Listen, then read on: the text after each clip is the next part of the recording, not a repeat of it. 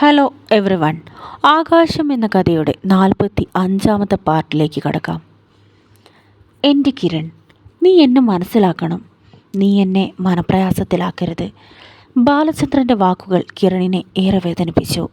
അദ്ദേഹം താൻ ജീവൻ പോലെ സ്നേഹിക്കുന്ന അനുവിനെ മറക്കാനാണ് പറയുന്നത്. അനുപമ തൻ്റെ സ്വന്തമായെന്ന് കരുതി അവളെ നെഞ്ചിൽ പ്രതിഷ്ഠിച്ചു കഴിഞ്ഞതാണ്. പക്ഷേ പപ്പയുടെ വാക്കുകളിലെ വേദന അതെന്തിനാണ്? പപ്പയ്ക്ക് കാര്യമായിട്ടെന്തോ സംഭവിച്ചിട്ടുണ്ട്. ആ വേദന തന്നെ വല്ലാതെ തളർത്തി കളയുന്നു. ഒരു കാര്യത്തിലും ഇന്നുവരെ താൻ പപ്പയെ എതിർത്ത് സംസാരിച്ചിട്ടില്ല. പക്ഷേ ഈ ഒരു കാര്യം, ഇതെൻ്റെ ലൈഫാണ്. ഇവിടെ ഞാൻ അനുവിനെ സ്നേഹിക്കുന്നത് എത്രത്തോളമാണെന്ന് എനിക്ക് പറയാനാവില്ല. പക്ഷേ പപ്പ പറയുന്നത് അനുസരിക്കാതിരിക്കാനും തൽക്കാലം നിവൃത്തിയില്ല. അവൻ ദയനീയമായി തന്നെ ബാലചന്ദ്രനെ നോക്കി. പപ്പ, നിർബന്ധമാണെങ്കിൽ ഞാൻ അനുവിനെ മറക്കാം. അവളെ മരുമകളാക്കാൻ കഴിയാത്ത പ്രശ്നങ്ങൾ വല്ലതും പപ്പയ്ക്ക് തോന്നുന്നുണ്ടെങ്കിൽ ഞാൻ അവളെ വേണ്ടെന്ന് വയ്ക്കാം. പക്ഷേ മറ്റൊരു വിവാഹത്തിന് പിന്നീട് ആരും എന്നെ നിർബന്ധിക്കരുത്. അവളുടെ സ്ഥാനത്ത് മറ്റൊരാളെ എനിക്ക് സങ്കല്പിക്കാൻ പോലും കഴിയില്ല. അവൻ ഒരു വിധത്തിൽ തൻ്റെ സങ്കടം ബാലചന്ദ്രനോട് പറഞ്ഞു തീർത്തു. ശേഷം അടുത്തായി നിർത്തിയിട്ടിരുന്ന കാറിലേക്ക് കയറിയിരുന്നു. മകൻ്റെ സങ്കടം ആ പിതാവിന് മനസ്സിലാക്കാൻ സാധിക്കുന്നുണ്ടായിരുന്നു.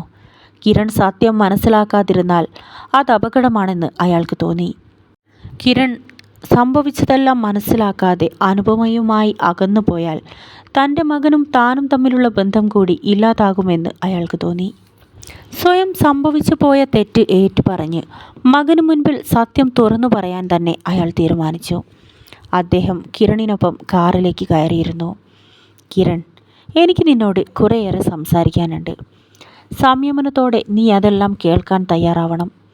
എനിക്ക് പറയാനുള്ളതെല്ലാം കേട്ടതിന് ശേഷം നിന്റെ ജീവിതം നീ തീരുമാനിച്ചോളൂ. അദ്ദേഹം തൻ്റെ ഭൂതകാലത്തിലേക്ക് ദീർഘ സഞ്ചരിക്കാൻ തുടങ്ങി. മനഃപൂർവ്വം മനസ്സിനുള്ളിൽ ആരും അറിയാതെ മൂടി വച്ചിരുന്ന ആ ഇന്നലകൾ അയാൾ ചികഞ്ഞു പുറത്തിട്ടു. ഏകദേശം 20 വർഷങ്ങൾക്ക് മുൻപ് ബാലചന്ദ്രൻ്റെ ആദ്യ ഭാര്യ സുഖമില്ലാതെ അത്യാസന്ന നിലയിൽ ഹോസ്പിറ്റലിലായി. ICUവിനകത്ത് തൻ്റെ പ്രിയപ്പെട്ട ഭാര്യയെ നോക്കി അയാൾ കണ്ണീർ വാർത്ത് പുറത്തിരുന്നു. കുഞ്ഞായിരുന്ന കിരണും ലക്ഷ്മിയും അമ്മയെ കാത്തിരുന്നു. എന്നാൽ കാത്തിരിപ്പിൻ്റെ ഒടുക്കം തൻ്റെ ഭാര്യയെ മരണം കവർന്നെടുത്തു. ബാലചന്ദ്രൻ തികച്ചും ഒറ്റപ്പെടുകയായിരുന്നു. അയാൾ മാനസികമായി വല്ലാതെ തളർന്നുപോയി. ബിസിനസ്സിലും ജീവിതത്തിലും ഒന്നും ശ്രദ്ധിക്കാൻ കഴിയാതെ അയാൾ വിഷാദത്തിൻ്റെ പടുകുഴിയിലേക്ക് വീണുപോയി. തൻ്റെ വീട്ടിൽ നിൽക്കുന്ന ഓരോ നിമിഷവും ഭാര്യയെക്കുറിച്ചുള്ള ഓർമ്മകൾ തന്നെ വേട്ടയാടുന്നത് തിരിച്ചറിഞ്ഞ അയാൾ കുറഞ്ഞ കാലം വീട്ടിൽ നിന്നും മാറി നിൽക്കാൻ തീരുമാനിച്ചു. കോട്ടയത്ത് തൻ്റെ ബിസിനസ് സ്ഥാപനത്തിനടുത്തേക്ക് അദ്ദേഹം താമസം മാറി. മക്കളെ രണ്ടുപേരെയും അദ്ദേഹത്തിൻ്റെ അമ്മയ്ക്കൊപ്പം വീട്ടിൽ നിർത്തി അയാൾ കോട്ടയത്തേക്ക് പോയി. തൻ്റെ ഉറ്റ സുഹൃത്തായ ഭദ്രനും അദ്ദേഹത്തിൻ്റെ കൂടെയുണ്ടായിരുന്നു. 6 മാസത്തോളം അവർ കോട്ടയത്ത് താമസിച്ചു. ആ ഇടയ്ക്ക് തൻ്റെ സ്ഥാപനത്തിലേക്ക് പുതിയ ജോലിക്കാരെ എടുക്കുന്നതിൻ്റെ ഭാഗമായി പുതിയ ഒരു ഇൻ്റർവ്യൂ നടത്താൻ കമ്പനി തീരുമാനിച്ചു. തൻ്റെ സ്വന്തം കമ്പനിയാണെങ്കിലും എന്തിനും ഏതിനും സുഹൃത്തായ ഭദ്രൻ്റെ അഭിപ്രായവും അദ്ദേഹം തിരക്കാറുണ്ടായിരുന്നു. ഇൻ്റർവ്യൂവിൽ സെലക്ഷൻ കിട്ടിയ 2 സ്ത്രീകളും 3 പുരുഷന്മാരും പിറ്റേ ദിവസം മുതൽ തൻ്റെ സ്ഥാപനത്തിൽ ജോലിക്കായി വരാൻ തുടങ്ങി. ആ 2 സ്ത്രീകളിൽ ഒരാളായിരുന്നു കനകലക്ഷ്മി. 20 വയസ്സ് പ്രായം തോന്നിക്കുന്ന സുന്ദരിയായ പെൺകുട്ടി. ആരെയും ആകർഷിക്കുന്ന മുഖസൗന്ദര്യവും സംസാരവും. ബാലചന്ദ്രൻ ഭാര്യയുടെ വേർപാടിൽ മനസ്സുരുകി കഴിയുന്ന സമയമാണ്. അദ്ദേഹം ആരോടും കൂടുതലായൊന്നും സംസാരിക്കാറില്ല. പലപ്പോഴും അദ്ദേഹത്തിൻ്റെ മുഖത്ത് വേദനയും നിരാശയും തളം കെട്ടിക്കിടന്നു. ആയിടെയാണ് സ്ഥാപനത്തിലെ മറ്റ് ജീവനക്കാരിൽ നിന്നും കനകലക്ഷ്മി ബാലചന്ദ്രൻ സാറിനെക്കുറിച്ചും അദ്ദേഹത്തിൻ്റെ ഭാര്യ മരിച്ചു പോയതിനെക്കുറിച്ചും അറിയാനിടയായത്. ഭാര്യയുടെ മരണശേഷം അദ്ദേഹത്തിൻ്റെ ഈ വിഷാദത്തെക്കുറിച്ച് അവൾ മനസ്സിലാക്കി. എല്ലാം അറിഞ്ഞതിന് ശേഷം കനകയ്ക്ക് അദ്ദേഹത്തോട് വല്ലാത്തൊരു സഹതാപം ഉടലെടുത്തു. അവൾ പതിയെ അദ്ദേഹവുമായി ഒരു സൗഹൃദം സ്ഥാപിക്കാൻ ശ്രമിച്ചു. താമസിയാതെ തന്നെ കനകയും ബാലചന്ദ്രനും നല്ല സുഹൃത്തുക്കളായി മാറി. സാർ, 2 കുട്ടികളുണ്ടെന്ന് പറഞ്ഞിട്ട് ഇതുവരെ അവരെ ഇവിടെ കോട്ടയത്തേക്ക് കൊണ്ടുവന്നില്ലല്ലോ. ചെറിയ കുട്ടികളാണെന്ന് വെച്ചാൽ എനിക്ക് വലിയ ഇഷ്ടമാണ്. സാറിനൊരിക്കൽ അവരെ ഇങ്ങോട്ട് കൊണ്ടുവന്നൂടെ? കനക അയാളോടായി ചോദിച്ചു. അദ്ദേഹത്തിൻ്റെ മുഖം വാടിപ്പോയി. കനക, എനിക്ക് സ്വയം മനസ്സിനെ നിയന്ത്രിക്കാൻ കഴിയുന്നില്ല. എൻ്റെ മക്കളെ ഞാൻ ഒരുപാട് സ്നേഹിക്കുന്നുണ്ട്. പക്ഷേ അവരെ കാണുമ്പോഴും എൻ്റെ വീട്ടിലേക്ക് കയറി ചെല്ലുമ്പോഴും എല്ലാം എനിക്കെൻ്റെ മക്കളുടെ അമ്മയുടെ മുഖം മനസ്സിൽ നിറയും. ആ വിരഹം എനിക്കിപ്പോഴും താങ്ങാൻ കഴിയുന്നില്ല. അയാൾ നിറഞ്ഞു വന്ന കണ്ണുകൾ ടവലെടുത്ത് തുടച്ചു. കനകലക്ഷ്മിയുടെ മുഖം വിളറി വിയർത്തു. ഒരു പുരുഷൻ തൻ്റെ മുന്നിൽ നിന്നുകൊണ്ട് കരയുകയാണ്. ഛേ, ആവശ്യമില്ലാത്ത ഓരോന്ന് ചോദിച്ച് വെറുതെ. അവൾക്ക് സങ്കടം വന്നു.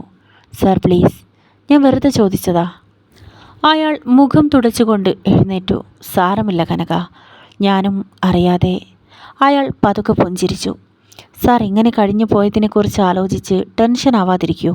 ഇപ്പം നമുക്ക് എന്താണുള്ളത് അതിനെക്കുറിച്ച് ഓർത്ത് സന്തോഷമായിട്ടിരിക്കാൻ ശ്രമിക്കൂ. ഭാര്യ മരിച്ചു പോവാന്ന് പറഞ്ഞാൽ അതാർക്കും സഹിക്കാൻ കഴിയില്ല. പക്ഷേ ഇപ്പോൾ കൂടെയുള്ളവരെ സ്നേഹിക്കാൻ പോലും കഴിയുന്നില്ലെങ്കിൽ അത് ഈ ലൈഫിലെ ഒരു പരാജയമായി മാറും. സാറിനെ പോലെ ഒരു പവർഫുൾ മാൻ ഒരിക്കലും ലൈഫിൽ തോറ്റു പോവാൻ പാടില്ല.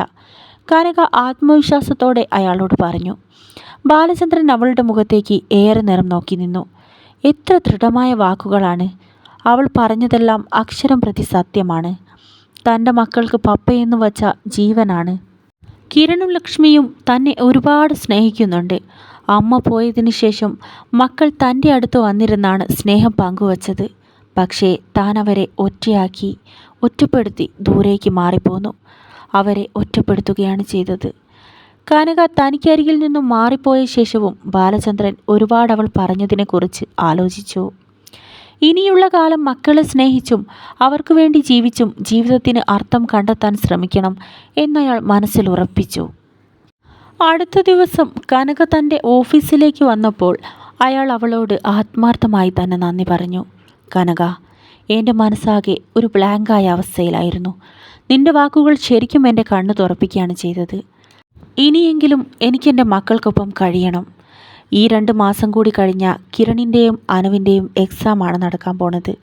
അത് കഴിഞ്ഞ് ഞാൻ അവരെ 2 പേരെയും ഇങ്ങോട്ട് കോട്ടയത്തേക്ക് കൊണ്ടുവരാൻ പോവാണ്. നിനക്ക് നന്ദിയുണ്ട്. ആ സൗഹൃദം പതിയെ ഒരു പ്രണയത്തിലേക്ക് വഴിമാറുകയാണ്. ആകാശം പുതിയൊരു പാർട്ടുമായി ഞാൻ ഉടൻ തന്നെ വരുന്നതാണ്.